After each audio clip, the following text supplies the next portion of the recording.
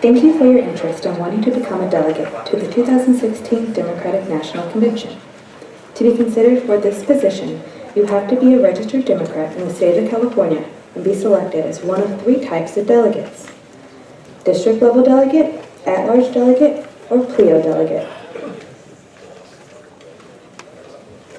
Here is a breakdown of California's delegation to the 2016 Democratic National Convention. The first delegate position you could apply for is as a district-level delegate. District-level delegates are based off of California's 53 congressional districts. Each of California's 53 congressional districts are allocated a number of district-level delegates and alternates. The state's total number of district-level delegates are equally divided between women and men. A district-level delegate and alternate candidate may run for election only within the district in which he or she is registered to vote and must pledge to a presidential campaign. If you would like to apply to be a district-level delegate, fill out Form A. The filing period for Form A is from February 29th to April 13th. District-level delegates are elected by a pre-primary caucus on May 1st, 2016. Democrats registered in the congressional district will be able to vote to slate the delegates. Here is a sample of the form.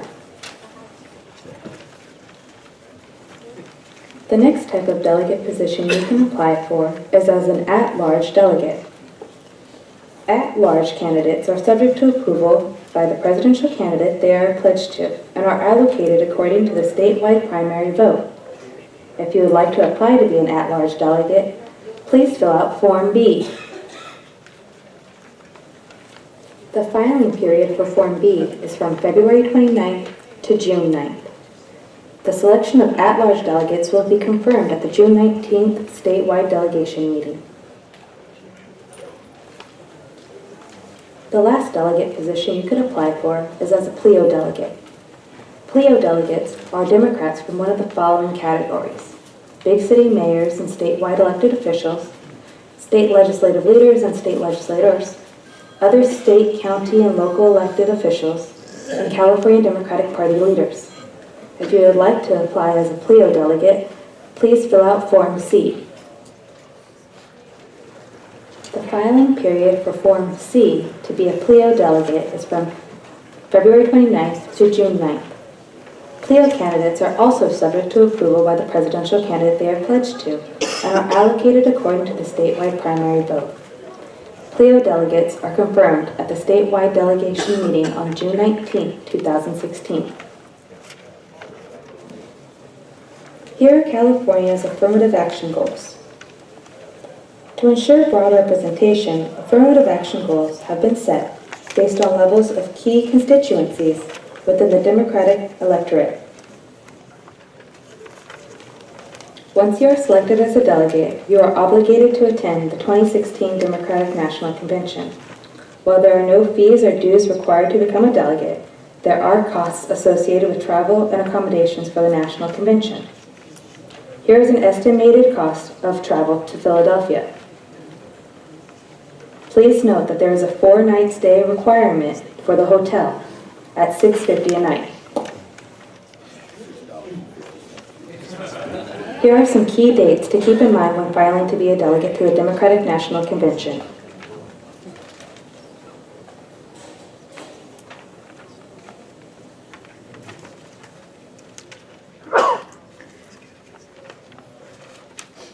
Now we're going to start with the panel, okay? So first the panel is going to introduce themselves and we will go from there, okay?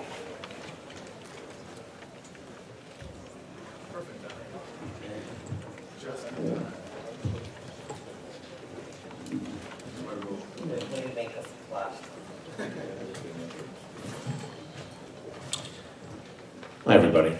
My name is Kobe King, and I'm the, among other things, I'm the state party parliamentarian. I'm co-chair of the Rules Committee. For purposes here, I'm special counsel to the chairman on national delegate selection for quite a number of cycles. And I've attended my first convention in '92 and have attended every convention since. And looking forward to seeing many of you in Philadelphia, hopefully this year.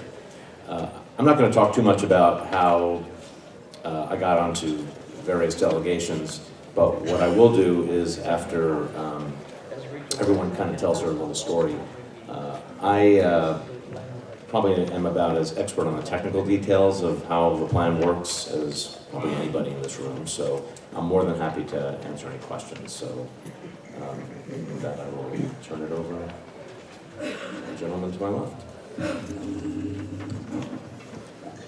How's everyone doing this morning? Great. Oh, sounds like everyone needs more coffee. Let's try this again. How's everyone doing this morning? Great. All right. I'm Igor Tregov. It's an honor to be here with you this morning. I'm a CDP delegate, member of the CDP Legislation Committee, and incoming Deputy Director of the Young Democrats of America Pacific Region. And I was a 2012 DNC delegate, and I think what I was asked to talk about throughout this panel is the process of how you pick a farm team to run with, how you run, how you get elected, and the amazing once-in-a-life experience you have once you are at the convention. And at this point, I'm happy to turn this over to my good friend on the left. Just general introductions.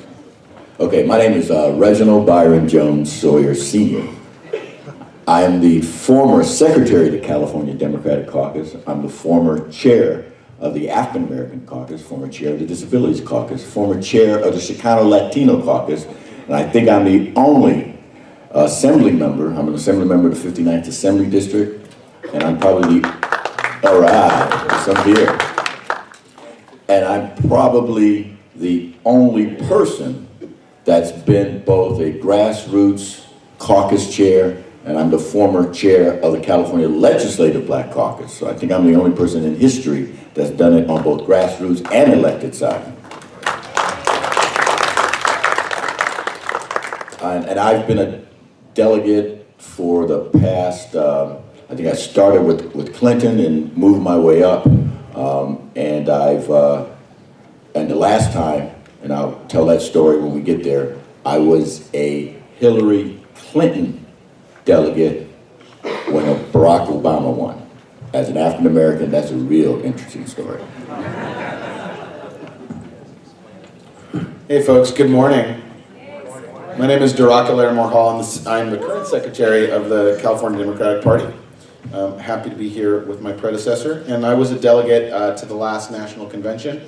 And later I'm going to talk about sort of political and organizing strategies for becoming a delegate, because you do need to think about it as an organizing project and as a GOTV operation. Great, and I'm Deborah Groner, and I'm currently the CDP Region 10 Director, which is Santa Barbara County, San Luis, and Ventura. And I was a former Region 2 Director, which was the counties all the way from the Golden Gate Bridge to the Oregon border, and then they threw in Lake, Napa, and Yolo just to give me something to do. So I've represented about 11 counties in California as an officer of the state party by the district. And I'm here today just to give you some of the grassroots, maybe hints on how you can come in number one for whichever candidate you pick. I'm also the secretary for the LGBT caucus, and I am the treasurer of the Native American caucus. So good morning and welcome. All right, so before my colleagues tell their great stories and give them all the tips on how you can get elected, let's review some of the logistics, because they're kind of interesting. How many of you, first of all, have participated in assembly delegate election meetings? Quite a few of you.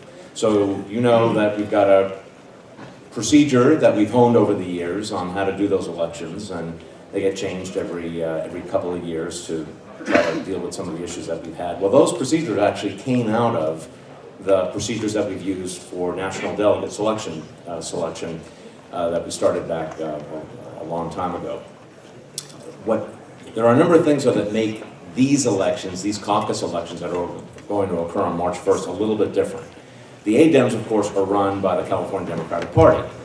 These caucus elections are technically not run by the party. They're run by the presidential campaigns. And while the ADEMs are all one group of people in an assembly district who all come together in one place to elect their now 14 delegates, what happens for the National Delegate Selection caucuses is that, let's presume, and I think it's a pretty good presumption, that we're still going to have two presidential campaigns running at the time of these caucuses. And so each of the presidential campaigns will be running their own caucus in separate locations. And so you, as people who want to run, have to pledge either to Clinton or Sanders and then attend that caucus or the other.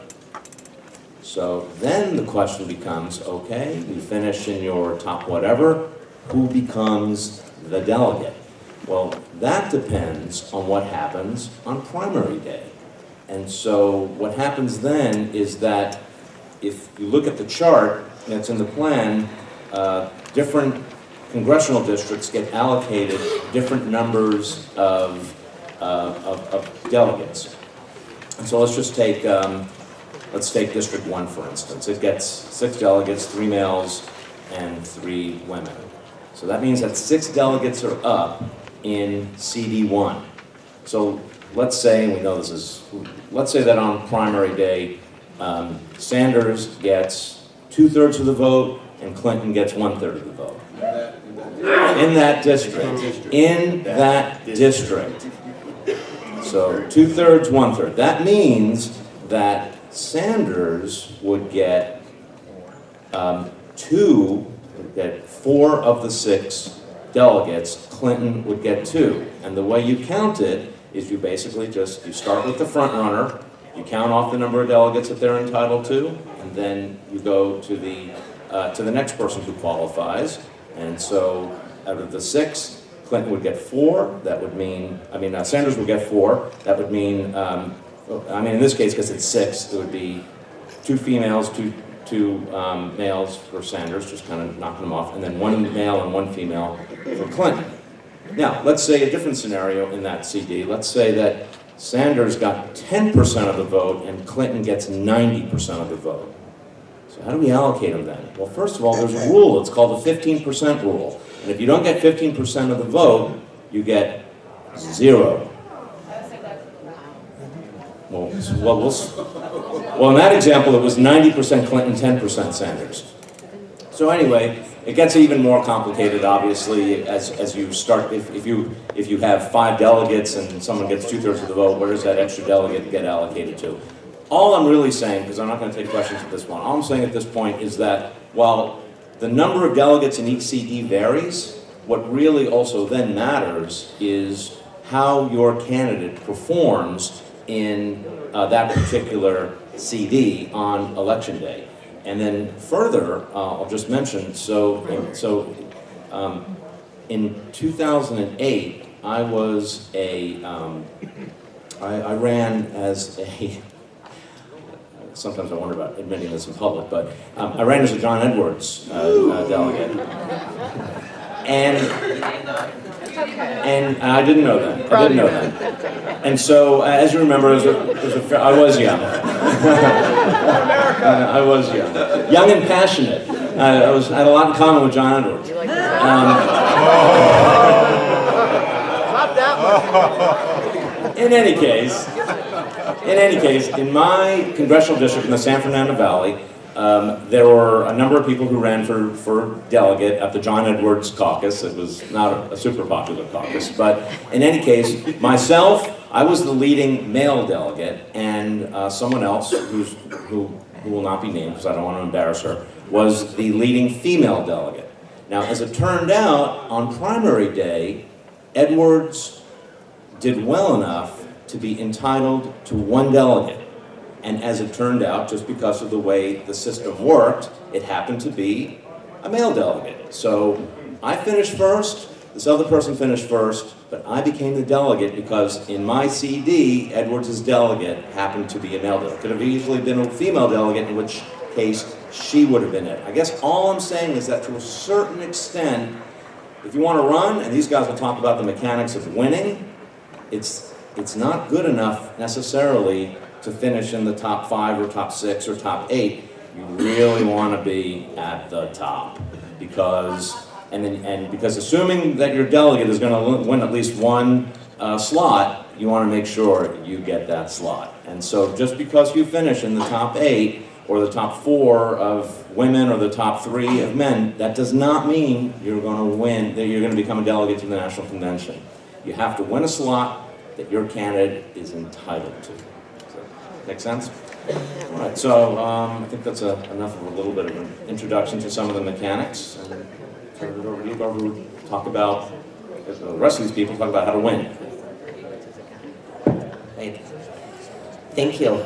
So I guess this is going to be a preview of Daraka's speech. Daraka holds a PhD in organizing. I don't. Also, the previous speaker touched on something that's a sobering reminder. Sometimes it's just a matter of luck. And in 2012, I was lucky to pick the right candidate, President Obama, still President Obama. And that worked out because I was the second top vote getter in the male category. So, what I mean by saying all that is that when you make the big decision on whether to run, you might also want to look at which election year you would like to run in, because there are pros and cons. In 2008, I helped a slate of candidates organize their slate for Obama, and my goodness, I live in Congresswoman Barbara Lee's district, so it's chock full of Democrats. It's like 89% Democratic Party registration. So, naturally, these DNC elections are going to be pretty exciting. And at the polling location that I went to, there were thousands of people in line. The line was actually, it was at a church, and it was winding its way around a really long block in Oakland, around the church, and then making its way back again. And that slate was incredibly well organized. Out of the, I think, 8 people on that slate, 2 of them were able to get elected. So that's a presidential year when it's an open seat. I ran in 2012. I guess that means maybe I'm a little risk averse in a way.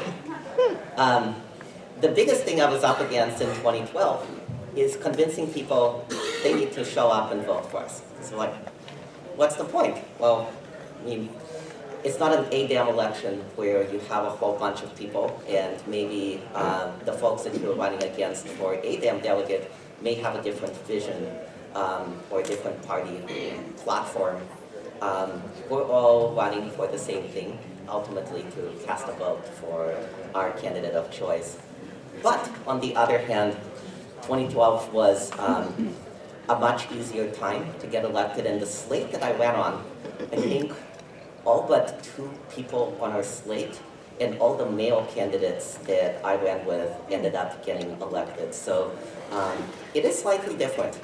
And I say that because at the beginning, you're going to be doing a lot of soul searching. Who here has ever run for any office? Public office, an officer position in a club, an CADem election, anything, right? Did you just one day get up and decide, I'm going to do that? Well, maybe some of you got asked to do that because someone needed a good president or farm team with you at the helm. But generally, it involves a concerted soul-searching process because guess what? DNC elections take up a whole lot of time if you are a candidate. They take up a whole lot of time for the people that are going to be volunteering to help elect you, but they especially take a lot of time, and it helps if you have a thick skin, if you are a candidate.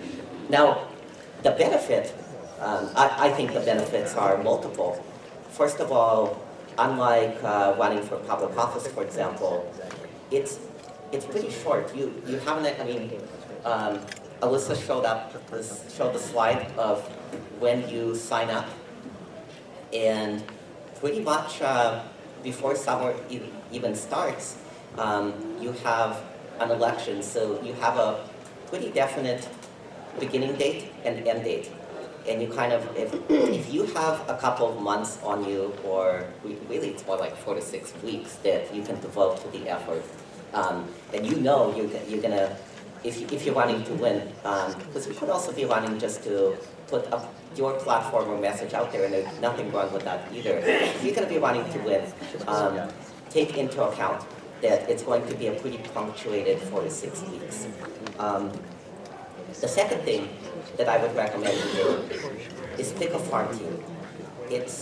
I know people feel strongly about slates, and people feel differently about slates. And I feel strongly about slates both for and against slates. It just depends on the situation. What I'm telling you is for DNC, it really helps you out a lot if you pick a team to run with. Now, you can be strategic about the team that you run with. For example, if there is a fighting chance that your candidate will get close to 100% of the vote or 2/3 of the vote, and maybe you know that there are probably going to be 6 slots in your CV for your candidate, you don't have to fill out all 6 slots with people that you run with. You could leave 1 or 2 of them open. When I ran, we left a couple of slots open because what we did not want to do is divide some of our friends and allies who, even though we cast our net far and wide and talk to organizations about which progressives do you have that are interested in running, we would like to work with them. Sometimes people don't hear about the process until later on in the game. Sometimes, we don't have perfect information. We didn't know at the time that there were several folks from the Obama campaign who were OFA organizers who were looking to run. And we would have been happy to add them to our slate, but we just didn't know. So instead, there were 2 slates, and not everyone could have gotten elected on both slates, but because we left a couple of slots open, some of them were able to get elected, and we have become really good friends ever since. So it's taking the long view. You don't have to burn that bridge with people. You can leave a few slots open. In terms of the people you pick,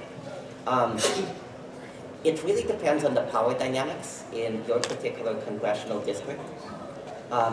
Diversity is generally a really good thing, and diversity of all kinds, including diversity of backgrounds, including diversity of the organizations that your fellow delegate candidates are participating in.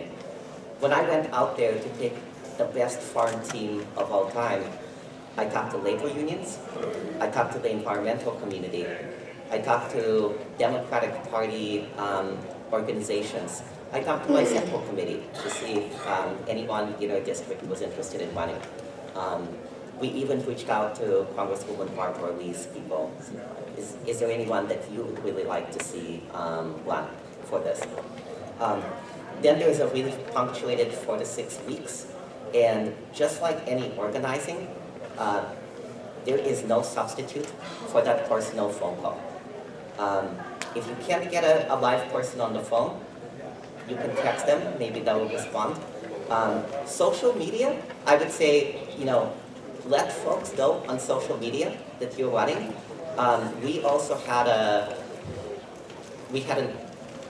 sheet that we passed around. It was a 1-pager with a little bit of background information about our candidates' credentials.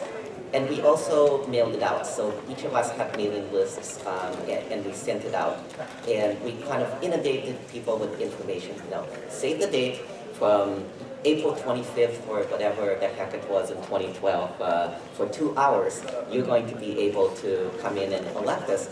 Here are how the rules work. Do not be late. If you're not online by 4 p.m., you're out of luck. And we unfortunately did have people who showed up at 4:01 and they were turned away. Make sure that the people you select are represent their respective communities, are strong enough in their respective communities to be able to bring their supporters. Our goal was each of us had to bring 100 unique supporters that were on our list. Some of them, of course, were cross-listed, but we really strove, and we actually have a master spreadsheet, and that's where we, 100 people here, 100 people that this other person is bringing. We put that out there, and we had group accountability. We were accountable to each other to talk to each and every one of those 100 people to make sure that they are coming. So let's, you go add it to 9:30, so. That's good. Thank you. Thank you. I'll break mine down into two areas. One that the panel didn't want me to talk about was reality check, and the second part is strategy. So I don't sound too cynical. This will be, if you become a delegate, probably the most historic thing you ever went to. When I saw Barack Obama, the first African-American elected, by far, it's something I'll be able to tell my grandkids will tell someone else. But also, what I said on our phone call, if you're looking for a broken convention, if you're looking for people who talk about each other really bad, if you're looking for a whole lot of fights on the floor, then you need to go to the Republican Party, because that's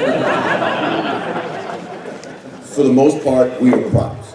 And that's why Texas dress up in Texas outfits, people from Hawaii will have leis on, so that America can see that we're the most diverse party in the world, and we represent everyone. And that's the beauty of being on the DNC.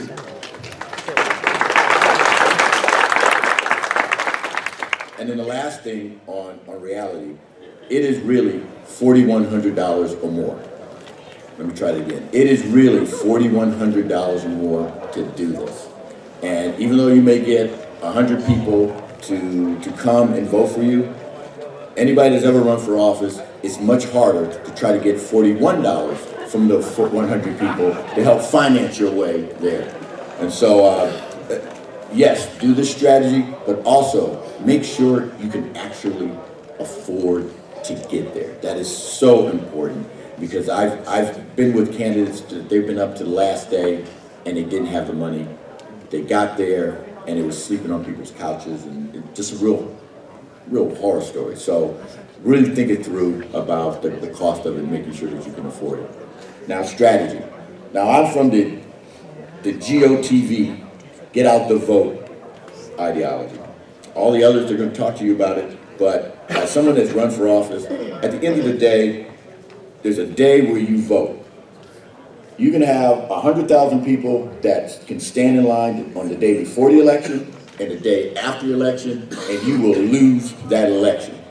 What makes this even more difficult, when you run for office, you have a whole 8 or 9, 10 hours to vote.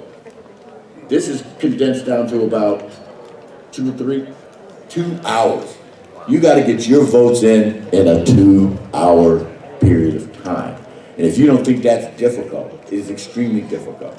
Look at the day, the time of day that you're doing this. Because I'm of the opinion, I'd rather know whether I put them on a bus, where I get a bunch of seniors on a bus, where I get my church, which has 500 members. I can get them on a bus, use a church bus, because I know we're in church. I know they're there. I just herd them onto the bus, and over there, they vote, and I take them back to the church, we give them church dinner, and I'm good. But if it's Holy Communion Day on that Sunday, which is May 1st, all my plans get all messed up. So not only look at the day and what's going on that day, and making sure that there's nothing special going on with the people that you're trying to get out. Because again, you only have a 2-hour window. If they come a minute after, doesn't do you any good. They come 5 minutes before, doesn't do you any good. And what I tell people to get people out, I usually try either food, fantasy, or fun.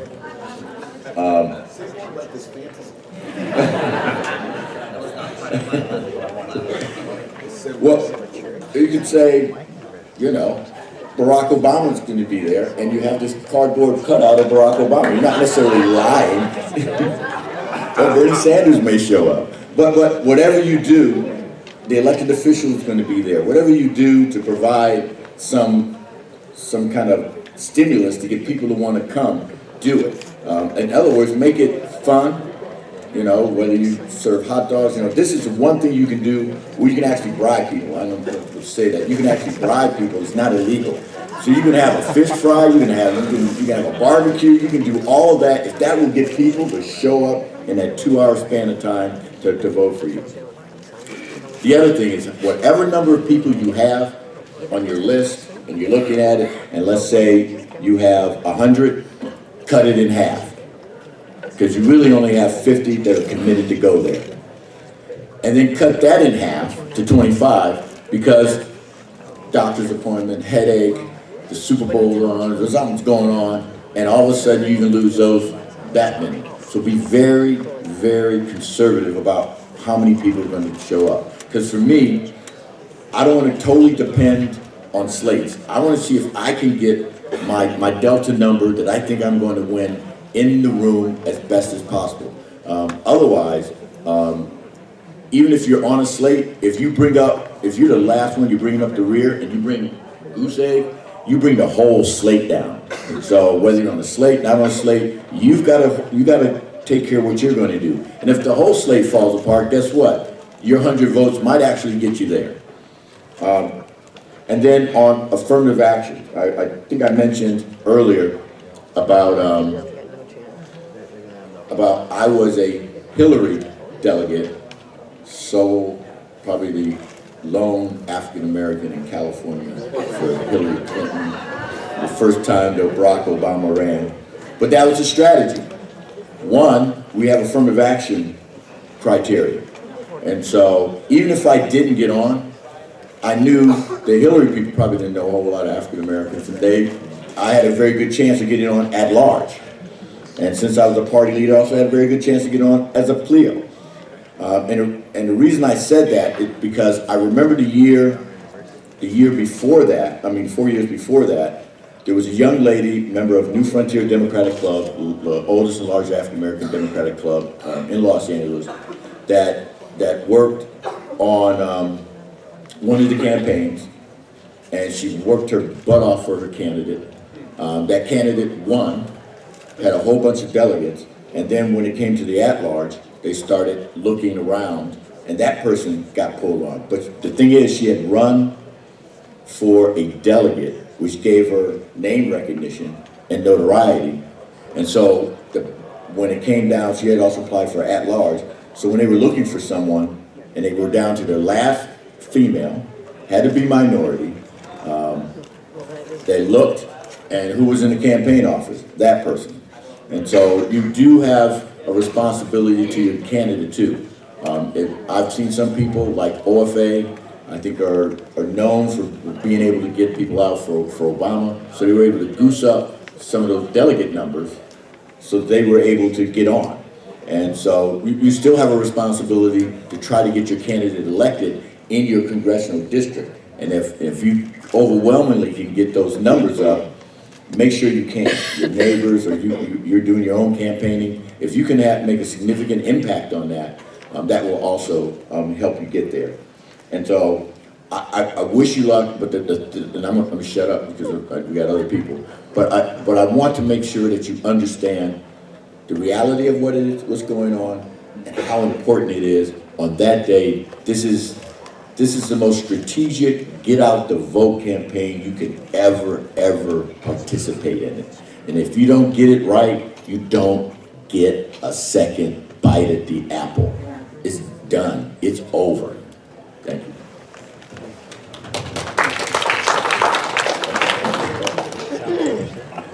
I'm confused, brother. I thought the Secretary Clinton, like all the black people like Secretary Clinton. That's what I like. Yeah, now. Okay. Sorry, just clarifying. Sorry, it's early and I'm feeling ornery. So I want to check in and see, would it be worthwhile talking a little bit in more detail about what people are talking about when they say a slate? Okay, that's what I figured, because this is the kind of jargon that we get into and expect and sort of assume that people understand. Yeah? Yeah, so let me just be super nuts and bolts. there's going to be a meeting open to any registered Democrat to come and vote for who are going to be the delegates in your congressional district. And then, as Brother Kobe said, depending on the vote between Clinton and Sanders, like some number that adds up to 6 delegates are gonna go to the convention from your congressional district, right? So, room just like this. Any registered Democrat can come in and vote for people.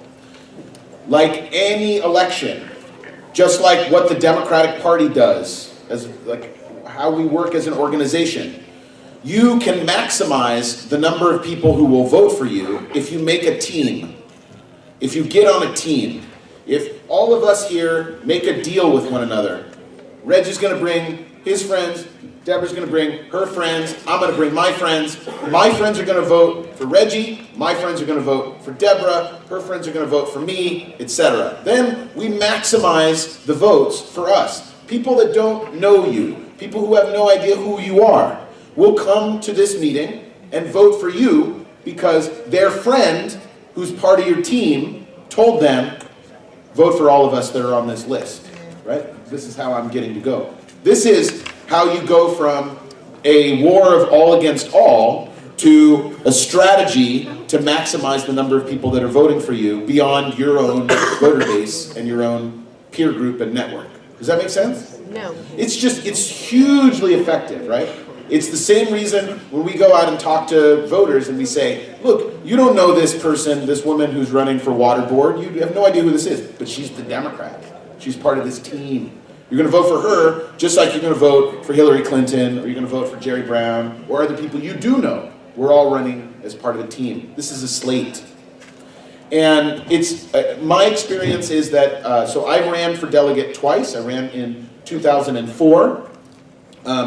And this is like an object lesson in how these dynamics change, right? I came to a room in Santa Barbara. I live in the city of Santa Barbara. Came to a room. It was in the Veterans Memorial Hall, a community center, and there were like 400 people at this thing, ready to vote for delegates. And I got up and wasn't part of the slate, but I got up and made a speech about building the Democratic Party and why I should be a delegate for the front runner in that election, this guy Howard Dean. And it was really tough, right? And I made it, I think, in the top 2 or the top 3. And I was like the top male vote getter, right? And then history happened, and apparently he yelled, so that meant he couldn't be president or some shit like that. And by the time California voted, it was like poof. It was like, who the hell is Howard Dean, right? And so the Kerry caucus that had happened on the same day, where it was like the same number of people were in the room who could go to the convention. Like if you showed up, you won, right? You didn't have to do any turnout. It was like no one at the John Kerry, because everyone was like, John Kerry, that guy, he's boring. What the hell? It's all about Dean, right? But again, in between the picking of the delegates and the election where people voted for someone to be president, all this stuff happened, and it was like John Kerry crushed it and got all the votes. So everybody who was at the Kerry caucus went to, where was that convention? I don't know. I didn't go because I was in Boston. Okay, so this is the thing, right? It's about turnout. It's about getting your friends, your family, your coworkers, anybody in your life who is a registered Democrat to come. And I really, really strongly recommend that you do this as part of a slate. It's just like raw math. It's just like politics, political sense in its most basic. That you can get other people to bring people to vote for you who don't know you, right? If you pledge to do the same thing. And in constructing a slate, I want to underline some of the things that both Igor and Reggie said, right? Is to think about diversity. And to think about it in 2 ways. To think about it first from just a raw math way, right? Is that if there's someone on your slate who's a student, and you're not, that person's going to be able to bring people to come and vote that you don't know. A bunch of people, right? That woman, that man has a base. If a person is a union member and can mobilize their fellow union members to come and vote for your slate, that's great, right? If the person is just different than you, they're going to bring different people to come to that community center or that church or wherever and vote, right? This is just like common sense. We multiply our political power when we reach beyond the usual suspects and the people who look and talk and smell like us, right? Go get a diverse slate. It makes sense politically. But it's also like, come on, we're Democrats, right?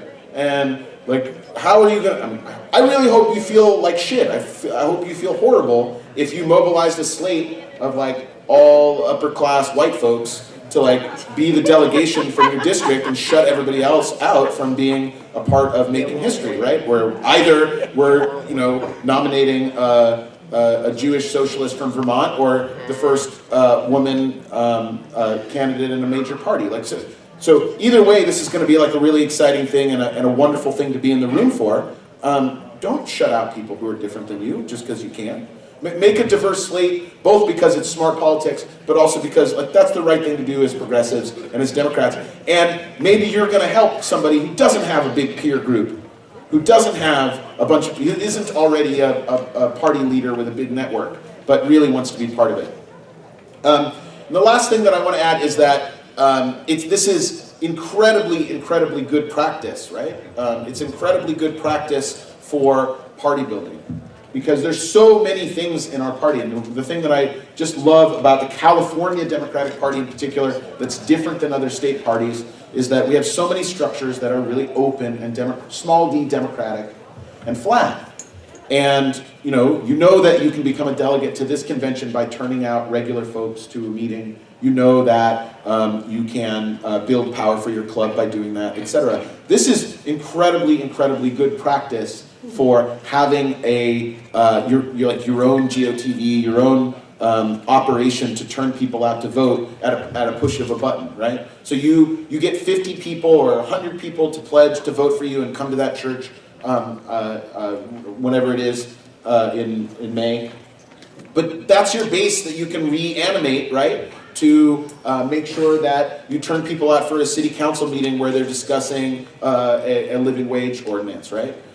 You're a community organizer, and you should see this as a community organizing opportunity and an opportunity to hone your skills as an organizer and to make that database, that spreadsheet of those 100 people, that's your base that you can turn out to move an agenda about whatever you care about and whatever animates you. So think about it that way. Thanks. And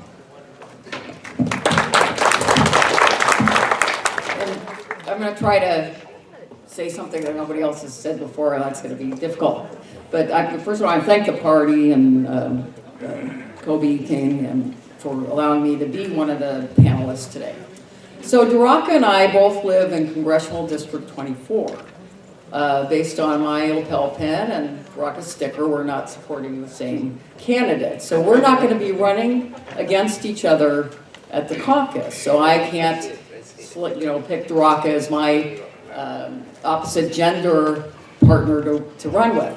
But Duraka and I are going to be running against each other in the primary for the turnout for our candidates. This is about you trying to go to a great convention in July, but this is about us turning out voters, getting people focused on the primary, driving out your voters. You need your voters to get you elected to be that delegate. But like the example of Howard Dean or John Edwards, if you don't have at least 15%, you're staying home and watching it on TV like I did in 2008 in my pajamas and comfortably and on my easy chair, the convention. But basically, it's about getting people to support you, pledging to your candidate, turning out to get you in that top, 1 or 2 spot, because that's where you're gonna have to be able to go. But then getting those same people that want to send you to Philadelphia to come to either turn in their absentee ballot or come to the polls and turn out a number to support your candidates, whether it's Mr. Sanders or Mrs. Clinton. That's the important part. I'm also here because as in 2012, I ran in Congressional District 2. It was a newly redistricted congressional district. They combined Lynn Woolsey and Mike Thompson's Northern California coast from the Golden Gate Bridge to the Oregon border. It's 375 miles long. We had 2 different campaign sites. I was on 2 slates. I was on a slate in the caucus in Marin, and I tried to get my partner in Eureka on the slate when we just couldn't make that work, but I was on the 2nd slate. I stood, and Pam Cahill's here from Eureka, and she'll understand this, in the drizzle, in the rain, with the cookies, on the corner, and greeted every person that came into that caucus. And that was my last minute, tactic to get them to vote for me. Out of 46 candidates, I came in number 1. That was both for men and women. I lived 100 miles away from the nearest caucus. Of course, being the regional director and an officer of the California Democratic Party was a little bit helpful because I had the relationship. So real quick, I'm going to tell you, in an open congressional seat, and you're going to kind of put your, and we're kind of in that situation. We live in a congressional district where our Congresswoman Lois Capps is retiring, so we have candidates. I went to my candidate, I said, this is a great opportunity for you to come and campaign. And brought their staff, brought the staff's family, brought their volunteers families, everybody in the world to come there. They got the campaign, I got the votes. That's how I came in number 1. I'm visiting clubs. I'm going to stump for my candidate at my clubs in my county. I happen to live in San Luis Obispo, and I'm going to ask them all to pledge to Mrs. Clinton and come out and vote for me on May 1st. But it won't matter unless they then go after May 1st and go out and vote on June 7th, and they have to help me elect my Democratic supervisors and any other measure or anybody else that's on the ballot, because we got to remember the down ticket. This is about Democrats. This is about building our party. This is not just about us, but this is about how we get people engaged. And of course, we all want to go to Philadelphia, but the last thing I'm going to say is that when those of you, and good luck to everybody, including myself, I'm going to have a tough time getting elected at the district level. I am going to run, and I'm going to apply for at-large in Clio, and I'm going to run for the DNC in June. Now I'm going to do the whole 9 yards. But when I come home, no matter who you support, no matter who we nominate, we have to elect a Democrat in November of 2016. And whether it's Bernie Sanders or Mrs. Clinton, we need to work and remember, we may be a little miffed or whatever afterwards, but we need to remember and come home, and we need to elect those Democrats because everything is at stake in this country. And, as an openly gay person that was with my partner for 32 years and was never permitted to get married until 2015, because we were talking about divorce the other night, and I said, well, you know what? I never had the opportunity to get divorced. I do now, but, so these are the important issues, whether it's pensions, whether it's, benefits, whether it's hourly wage, all those things that next Supreme Court justice is going to turn the tables on us. We have to remember that. So good luck to all of you. And I'm around, all day. I'm the Region 10 director. I'm on the California Democratic Party website. If you want a few more tips, if I can talk to you about. But thank you very much for being here this morning. And good luck to all of you. And definitely file. And let's get out there and let's get people to the caucuses. But then let's get them to the polls. Because you have to sell them on you're electing me today, but I need you on June 7th to send me to Philadelphia. So thank you very much. Thank you, Deborah. We have the room for another 15 minutes, actually, I've been told, so we will take a couple of questions. I did want to mention something that the Assemblyman said, kind of reminded me to remind all of you of this, and that is that, you've got races within races. First of all, at each of the caucuses, as Deborah said, the folks who are pledged to different campaigns are running completely separate campaigns, and so you want to only slate with people who are going to help you bring people to your caucus, not the other caucus, because that won't do you any good. The other thing, and this is similar to the ADEMs, and that is I want to make clear that while everyone can vote for everyone at that individual caucus, the male races and the female races really are completely separate.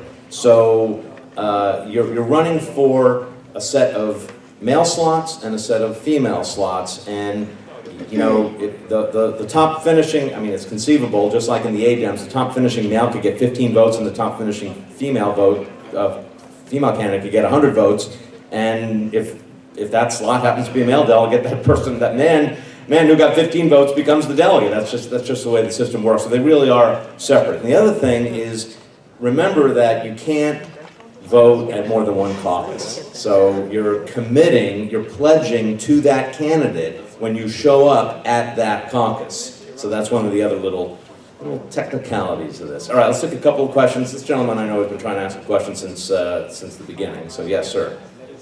Is there only one caucus location per candidate, or like I live in CD4, it's huge geographically, so I'm worried about getting out vote in a large. One. So can I? Yes. So in really big districts, sometimes there will be more than one, and then the votes will be tied together. But something that you bring up, which is important strategically to think about in pulling a slate together. Again, from our neck of the woods, our congressional district is in 2 counties, right? And a lot of us live in areas of California where our congressional district includes more than one county, right? Yeah, yours exactly. Yours is like, yeah, huge, right? So it's really, that makes it really important in putting a slate together to make sure that you have people on the slate from multiple counties, right? So when I was able to go in 2012 for the Obama re-elect, we put together a slate that included people both from Santa Barbara and San Luis Obispo counties. And that was crucial because the meeting was in San Luis Obispo County. Not that many people were going to schlep up from Santa Barbara. It's like an hour and a half drive. And, but so all these people from San Luis Obispo that had no idea who the hell I was, right, voted for me because local folks there were like, hey, this is we put a slate together and so forth. So think about it in terms of slating and pay attention. The campaigns in your neck of the woods may end up doing more than one. Yeah, and that's a campaign decision. If the candidates want to pay for more than one caucus location, then you'll have more than one caucus location. Right. I mean, generally, obviously, in urban areas, you're just going to have one. But in the big districts, it's a campaign decision. They're the ones who are, as Deborah implied, they're the ones who are paying for this anyway. This is not a party-run event. David? Yeah, there was a reference. Stand up. Oh. Good morning, everybody. There was a reference earlier, and I don't know if it's correct or not, but I believe Deborah mentioned absentee voters. Is that something new? No absentee voters. Oh, for the actual primary. Oh, the primary. Yeah, for the primary, June 7th. Right. Yes, sir, right here. Stand up, please. Yep. And repeat the question, please. Okay. Number one, you suspect that the 2 leading candidates are probably going to get roughly the same amount of votes. You would not recommend running in a slate. And my second question is, I think this is true for all congressional districts. Most congressional Democrats are probably not even aware that we have a selection process for delegates, and probably don't know anything about the delegate selection process. So how would I know which people to reach out to run for delegate? All right, so the first question is, if we think that the 2 leading presidential candidates are going to get approximately equal numbers of votes on June 7th, and so they'll split the delegates, do you not want to slate the entire, the maximum number of delegates? That's kind of up to you, but remember, if, let's say you've got 6 delegates up for grabs in a congressional district, and you think it's unlikely that your candidate's going to get all 6 delegates, do you want to slate 6 or 5 or 4 or 3? That's up to you, but not everyone's going to get elected on the slate if you do go for the maximum. And so that's a slate decision. And then the second question was, there's not a lot of knowledge among people about the process, and the answer is yes. As a candidate or a member of a slate, your job is to explain this to people. I mean, that's your job. It's the party's going to do publicity, the campaigns are going to do publicity, but it's the candidate's job to educate. This is where the caucus is going to be. It's happening on this date. You must show up between 2 and 4. Don't show up at 4:01 or you won't be allowed to vote, and it's your job to explain all that. Everything will be on the website. The plan states that I have to send out all this information to all media sources so people know about the delegate process. Everybody knows about the plan.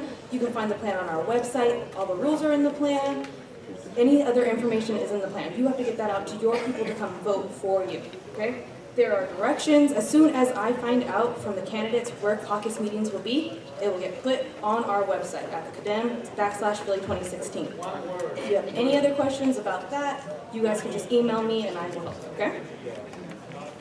But let me emphasize, you can put as many things on a website as you like, but you're the ones who have to get people to those locations. Yes? Will the campaigns be doing anything yet? Yeah, that's up to the presidential campaigns, but my experience. What's the question? The question is, how much publicity will the campaigns be engaging in to publicize the caucuses? My experience is essentially none. I mean, it's an internal party. It's an inside baseball issue, frankly, and they're going to be a lot more focused on raising money and campaigning. Not, again, it's up to you if you're going to run to do that kind of publicity. Yes, right here. Hi. Is it worth it to try to campaign for a location with the candidates? That's a good question. Why not? You got to figure out who that person is. And that, in my experience, that's the hardest part. Figuring out who the campaign contact is. They're supposed to be designated at some point in the process, but campaigns at this point in the process are overwhelmed. Super Tuesday and then the Beyond Super Tuesday, I mean, they're focused on trying to win the nomination. You know, dealing with these delegate selection things, they leave that to Elisa for the most part. And then at the last second, they have to organize all these locations, and then it's just a matter of them just trying to find something that is ADA compliant and that works and is centrally located. You can try, but it's hard. It's hard. Yes, sir. Call on that topic. In 2008, when I was a delegate, I canvassed the neighborhood around the school where the caucus was held. People who know the caucus was going to be there. Yeah. It didn't do me any good. None of those people came out. Sir, I did the exact same thing in 2012, and I told people, you show up, you vote for me, and I will give you a Panda Express gift card. I ended up with a lot of Panda Express gift cards. No one showed up. If you don't have a personal connection, they're not coming for you. Okay, alternates. I haven't talked a lot about alternates, and I haven't talked a lot about Palios and at-larges, because I really do want to emphasize that, for the most part, the people in this room, if you want to go to Philadelphia as a delegate, you better win on caucus day. Because, and this is the reality. The reality is that the at-large slots, which I can explain how those get awarded, and the Pleo slots, those are, for the most part, remember, the party is committed to a diverse delegation. Now, male-female gender balance, that's built into the plan, and so you don't really have to worry about that too much, but still, the 317 delegates that will be elected on caucus day, those are going to be balanced by male and female, but then the rest, the Pleos and the at-larges, have to be the same. But just because of the nature of how these things work, we tend to end up with a somewhat Anglo-heavy delegation getting elected on March 1st, and so to meet the many diversity goals that are in the plan, a lot of those at-large and Pleo slots end up going to balance the plan from a diversity point of view. And plus, I'll also be very blunt, there are financial contributors who aren't going to campaign, and they want to be delegates. And guess where those people get accommodated? Now that happens to counterbalance the diversity issue often, but in any case, those things are real, and those slots are strictly determined by the campaign. So again, I mean, the message, and we say this every 4 years, if you really want to go to Philadelphia, win on caucus day. Good luck.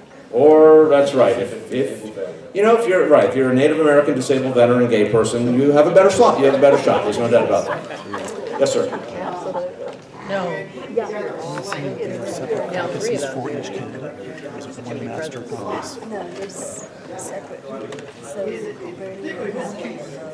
That's in the same district. Gotcha. no, in different locations. Gotcha. Is it better than to put a slate together? But then it ultimately falls as to how many delegates, or how they place in general, and how that splits up. Yeah. Could you repeat the question? The question is essentially, given, the question is essentially that given kind of the nature of the Clinton caucus was the question, there might be more women competing. Again, like I said earlier, they're separate races. So, It's a switch. The idea is to put your slate together with other men, or is it to be put yourself in with a mix? I'll tell you, when I've run, I want to focus on finding women who are going to bring their friends out to vote for me. And men and women often do it the other way around. Yeah. You're going. You want to talk to that? Yeah. I'll just respond to this question and a previous question that was asked. I agree with Mr. King. We're about diversity, and it's just a lot more fun, and you get a whole lot more out of the process if you slate up with a diverse group, which includes males, females, other genders. At the end of the day, it's a slate decision. In 2012, when I ran, as a male, it was easier to get elected. All the males on my slate did get elected. Not all the females on our slate got elected. But the fact that it was a mixed gender slate contributed heavily to the fact that people turned out from different walks of the district, different backgrounds. The other thing I want to say to the previous question is that is our job as organizers, to educate folks who don't know about the process, or frankly about the Democratic Party. We're registered Democrats, but they check the box, they don't know about the Democratic Party, to come out. We had someone on our slate in 2012 who was, if not the first, one of the first Bangladeshi Americans to ever have been slotted for a DNC delegate spot. She brought people that I didn't know from day one, and it was wonderful to see all of these people who only heard about this process because of her and because of the unique communities and the channels that she was able to go to. One person wrote a book about his immigrant experience, and he was actually selling it in line while we were in line getting registered to go in there. So I would advocate for as much diversity as possible, and I think it will benefit you as well. Yes, sir. Right here. Yeah, besides nominating candidates, Gentlemen, no. The question was, will there be any other business at the caucus meeting besides the slating of delegates? Yes, sir. Oh, at the convention itself? Oh, the convention, I mean, what Reggie said is kind of true. I mean, you are essentially props for the TV camera, and so if you're going there thinking that you're going to somehow decide on who the nominee is going to be, or you're going to vote on, you're going to make decisions on platform, or you're going to do anything substantive, you're fooling yourself. But there's a ton of things to do, and there's a lot of parties, and it is fun being on the floor and seeing what you see on TV and being there and meeting people from all over the country and seeing the crazy hats. I mean, it's... and you'll get a call while you're sitting there saying, ooh, I just saw you on CNN. I just saw you on ABC. And there are national reporters roaming the floor, and you might get interviewed by the New York Times or something. As my son did, actually, during the Obama speech in Denver, which was kind of crazy. But yeah, I mean, and there is business on all 4 days of the convention, but let's face it, most of it is just speeches. And Yeah, I mean, the decisions, the decisions are pretty much made. You have a question, sir? Thank you so much. For students, how can we cover costs? The question is, if you're a student, how do you cover the $4,000+ that it really does take to go to Philadelphia? I mean, the answer is, it's hard. But people do bake sales, and they do fundraisers among their friends. I mean, they do different things, but generally, you gotta figure out on your own how to come up with money. I mean, anyone else want to? Yeah, the youngest. Yeah, cupcakes, and I'll use the example of this Bangladeshi American again. She didn't have the money to do this. She was a young dame, just like me. And she was smart though. She started, as soon as she got elected, she started to crowdsource. By about week 4, she had enough funding to be able to pay for everything except a portion of the hotel, and we were able to kind of help out with that piece. And what she did, what was really cool, is she's a professional blogger. She was able to, basically, if you crowdsourced for going to convention, you owned a piece of that campaign.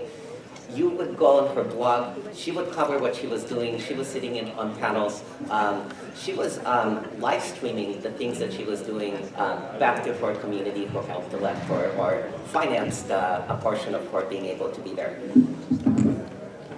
Right here? Yes.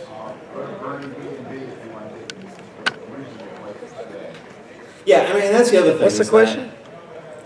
Staying at the convention hotel with the rest of the delegation is really cool because you see everybody, it's convenient, there's usually shuttles that go directly to the hall. It works out really well, but $650 a night plus tax. So, yeah, now they do generally serve a breakfast. Oh, you have to pay for breakfast. Oh, okay, that's nice. So, yeah, plus food. I mean, it's a lot of money. Now, some people don't stay to save money. They don't stay at the convention. But let me tell you, every hotel in Philadelphia is going to be full with convention delegates or people or staff or the media. I mean, every hotel in B&B miles from downtown is going to be full. So, I mean, you better figure out how to get in.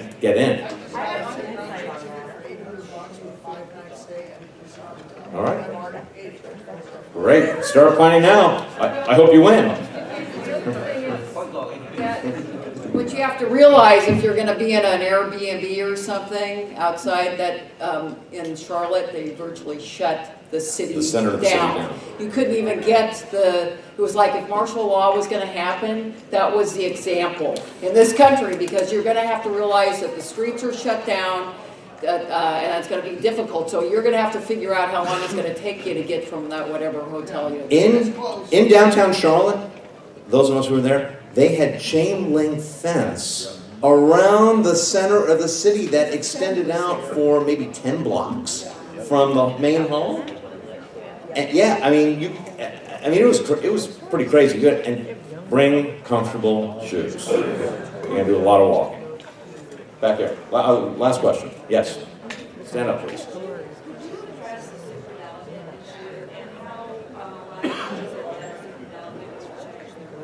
Well, I mean, let's just be clear. The question is about superdelegates. Superdelegates, the term superdelegate is kind of a funny name. All it means, the technical term in the plan is unpledged delegate. And what that means is you're simply a delegate to the National Convention because of your status, not because you were selected by a campaign. You are unpledged. Now, who are these people? Well, they're generally members of the Democratic National Committee, many of whom are going to be, you know who our 19 elected ones are, and then there's a variety of others who've been appointed, and some people, because of their status, Democratic governors are automatically delegates to the convention. There's just a variety of people who are automatically delegates to the convention, and they are unpledged. Now, they may announce, I'm endorsing candidate A, or I'm announcing candidate B, but that doesn't mean anything until they actually cast their vote at the convention. Now, when you hear about somebody's got to lead in superdelegates, it's because those people have basically just publicly said, I'm supporting X or I'm supporting Y. But there's nothing nefarious about the process, and it's the same process that has been used as long as I've been involved, and that's 25 years. It's the same. There are a number of people that the Democratic Party has indicated will automatically have a vote on the convention floor just because of the position that they hold. And they can vote for whoever they want. They can announce now, they can announce the day before the convention, they can never announce and just decide who they're going to vote for when the roll call actually occurs. So I hope that answers your question. And I think that's it. Thank you so much for coming. I'll be around, all of us will be around. Feel free to ask other questions. Thanks.